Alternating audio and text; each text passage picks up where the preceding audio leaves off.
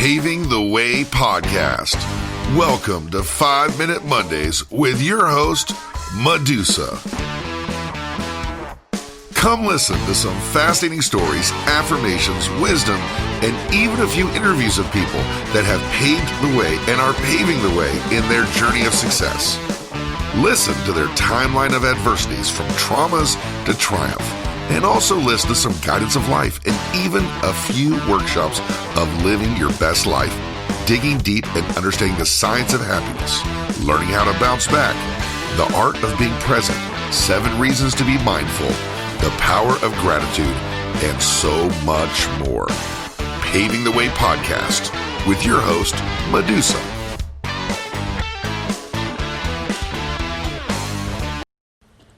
Hey. Welcome to the 5 Minute Mondays, Paving the Way podcast, and it is Wednesday again. Guys, I have another legitimate excuse. So are you ready? So tonight, I am going to be streaming for the first time on Twitch. Yes, finally got it all put together. Thanks to my awesome mod, and oh Lord, have we spent hours, and I'm still a newbie, and I'll be a newbie for a long time, the whole Twitch thing, but this Twitch platform is so amazing. So if you go to Queen of Carnage 1, that is my handle on Twitch, and I am going to be gaming, and I am the biggest horror game gamer ever. I love horror flicks and movies, and I'm a big fan, and I've always wanted to be in a horror flick, and I'm going to before I die. One day, I'm going to. I swear. And I finally, 1994-95, I was wrestling in WWE, and I came across this game, and it was called The Beast Within. It was so amazing. I locked myself in a room for days, and I played this game endlessly. And that's when when gaming started. You can all correct me, but I believe so. But anyway, Gabriel, I remember, was the main character, and I freaking loved it, and I was hooked. And so now, fast forward, 2020, here we are. I picked up big gaming again. Here a couple years ago, I dabble in it, on Xbox and stuff like that. But I wasn't really into Call of Duty, but my husband was. So I just went back to what I knew and what I loved, and that was horror flicks. So horror gaming, horror, I love all the puzzles and the secrecies and the trying to figure things out and the clues and then getting scared shitless and yay! So going live tonight at 9 p.m. Eastern on Twitch, Queen of Carnage. Check it out. Anyway, so that's why I've been busy and late in the last week or two. And finally finalizing everything. So it's my first time. So go ahead, have your laugh, do whatever, but let's just have fun. I love anyway, you'll see. So let's see here. So this week, I've been talking to some friends and acquaintances and just hearing people's conversations. The last few months have been rough, and people have lost people. If it's due to COVID, or if it's due to the flu, or if it's due to diabetes or suicide or whatever it is, it's all very important. And however, but when are we ever really prepared for death? And it's scary to think about it. It's scary to prepare.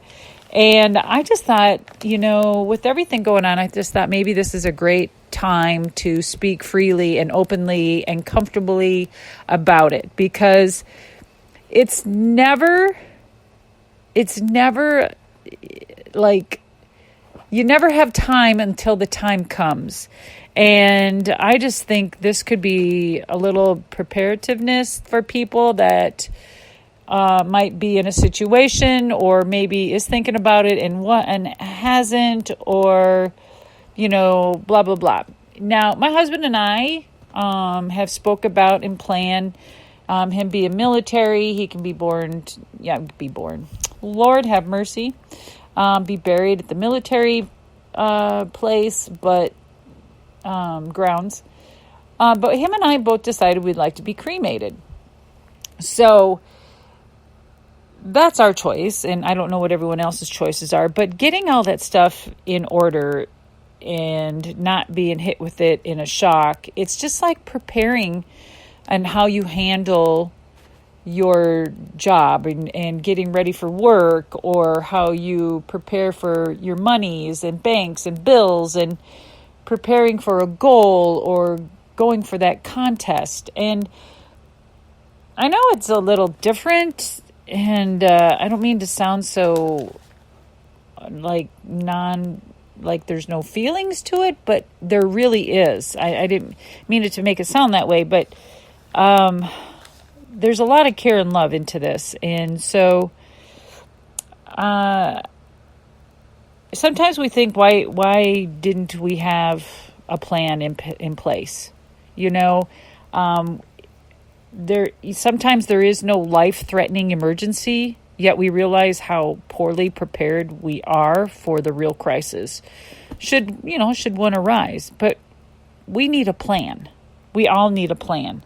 We need a plan for evacuation during a hurricane and tornadoes and, sickness. And we prepare for a surgery. So that's what I mean by being prepared.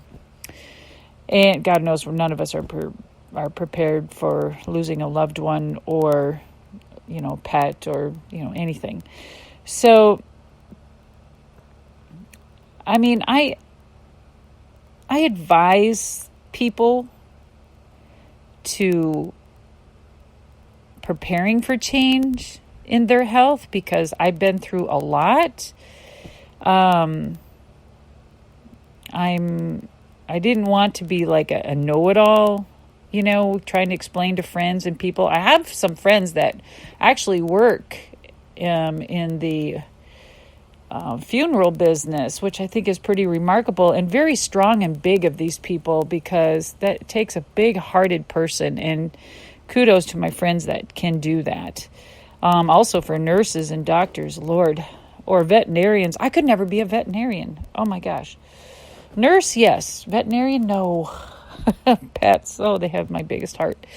So anyway, so now let's say we're not planning for a crisis, and oh my gosh, your eyes are wide open. And oh my gosh, now we just think of all the things we should have done. So let's get organized. Let's just say maybe one of us have diabetes, or we're a little bit overweight, and everything is normal. We just have all of us have some discrepancies in our life, in our health, and we think nothing of it, and we think we're doing really well. Some of us live in nicer areas than others. Some of us are surrounded by love. Some of us have an okay life. Okay, so everything is depending on what's going on in your life. So let's say something started malfunctioning. Maybe an elderly person in your life. Maybe their heart ticker started going kind of a little bit crazy, or their kidney function was going down, and maybe you hire a care manager to look in on them regularly. Maybe a few visits. And that would help a lot. And we're just going through steps to prepare. So, but then again, let's say everything's going well. You let the caregiver go, and then you've got all of the projects of doing that. That puts more stress on your life. Not that that is bad, and not that you're showing any less compassion. We need to schedule and prepare things in our life that makes it easier for everybody and understanding. So let's say with an elderly, hiring a care manager is a really good thing to do. And I just think that helps the family in every possible way. Or just you can hire a home health care, or a companion care, as they call them now too. We have options. We have options for people in helping around the house, and we need to understand the prognoses of everything. We need to have valuable conversations. We need to have those conversations that are very touchy and that we don't want to talk about, and get everything out on the table and let everybody know where we're at, and just in case something happens, right? Getting all of your paperwork in order. I mean, that means assign a power of attorney for his or her health care decisions and financial and legal affairs. So let's say as long as grandma can manage on her own, she makes her own decisions. And then the legal papers are a backup for an arrangement if something were to happen. So you have all of that. Because, oh my gosh, I've seen it. I've seen it happen already. And with my own experience with family and not having that power of attorney, oh my gosh.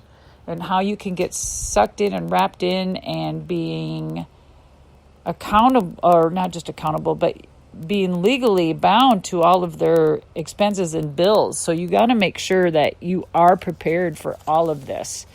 Again, make sure you have that attorney and that power of attorney, and you don't sign anything. Speak to a lawyer. Lord have mercy. Being prepared is professional, and we all need that extra preparedness. And from power of attorney, no one likes talking about giving up our independence, or we feel like we're leaving or giving it all away, or we're giving a part of us up. It's not,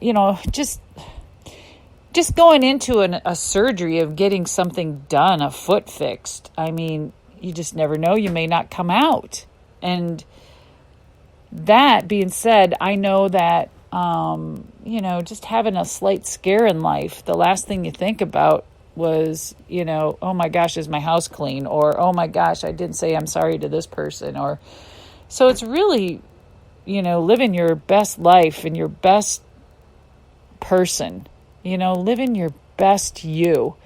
And it, as we grow and we are more knowledge and wisdom and more experiences and forgiving situations and people and doing some groundwork and grounding and knowing who you are and apologizing, and you want to do all these things and make sure everything is okay before anything happens with yourself or anybody in your family, because we don't want to leave anything unfinished, so I just listening to a lot of people and in hearing their horror stories and how unprepared they have been in a situation because they never expected it, because someone wasn't really super sick, or all of a sudden it's instant and they're not prepared. Oh my gosh, the deterioration of what happens to that family, even in a state situation, is just heart-wrenching. So my takeaway from today is do your work, be prepared, understand, get legal advice, power of attorney, if we're speaking of elders and husband or wife. Talk about it. The communication needs to be open. We shouldn't be scared to be talking about death. And we're all going to go. We're just lucky to be here. We are just a gift to be gliding through this world at the short time that we have. And God knows, sometimes I have my green tea and meditate, and I just look outside and see how beautiful it is, and I'm so grateful and thankful, and to be